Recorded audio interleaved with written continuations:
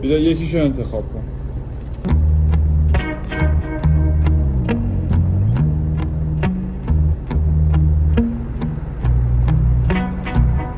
خوشحالم که با آشنا شدم. واقعا میگم. راستی متولد چند بودی؟ نه 80م. 1380.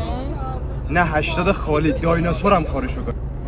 هیچ کراکولوفه تو این نون جا نمیشم. جاش میدم من این از این کلوترش هم جا دادم. برو درست.